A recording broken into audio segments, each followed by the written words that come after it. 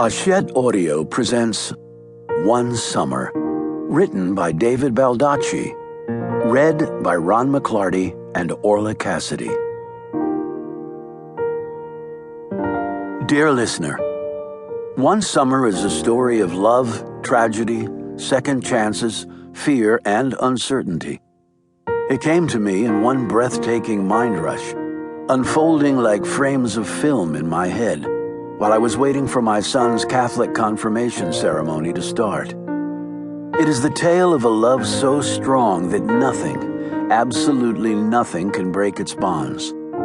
So important was this story for me that I put everything else aside and wrote it. The words pouring out of me so fast, it felt like someone else was telling me what to write. In the end, we are all survivors, even in death. We survive through those we have loved, those we have affected in some way.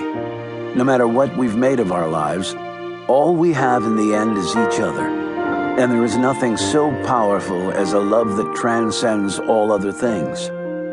I wish everyone could have one summer to discover the absolute truth of that. One Summer was a special book for me to write, and I hope you enjoy listening. Sincerely, David Baldacci. To Spencer, my little girl all grown up, and I couldn't be prouder of the person you've become. Chapter 1. Jack Armstrong sat up in the second-hand hospital bed that had been wedged into a corner of the den in his home in Cleveland. A father at 19, he and his wife Lizzie had conceived their second child when he had been home on leave from the Army. Jack had been in the military for 5 years when the war in the Middle East started. He'd survived his first tour in Afghanistan and earned a Purple Heart for taking one in the arm.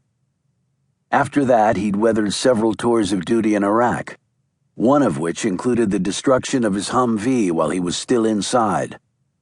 That injury had won him his second Purple, and he had a Bronze Star on top of that for rescuing 3 ambushed grunts from his unit and nearly getting killed in the process.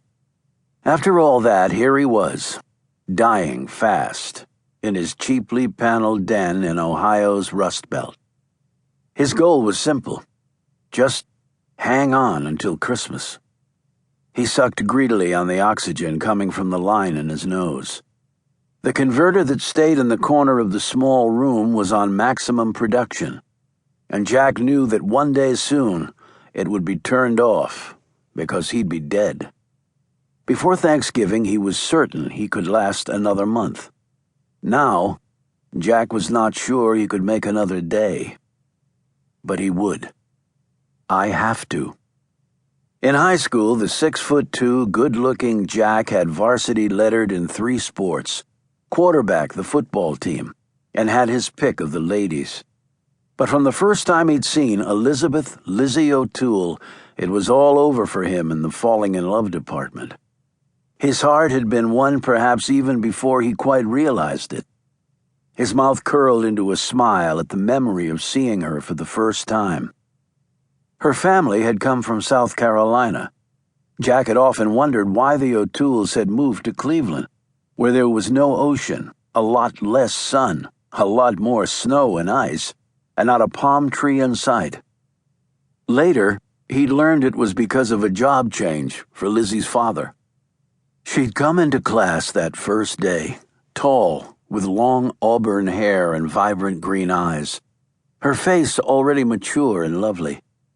They had started going together in high school and had never been separated since, except long enough for Jack to fight in 2 wars.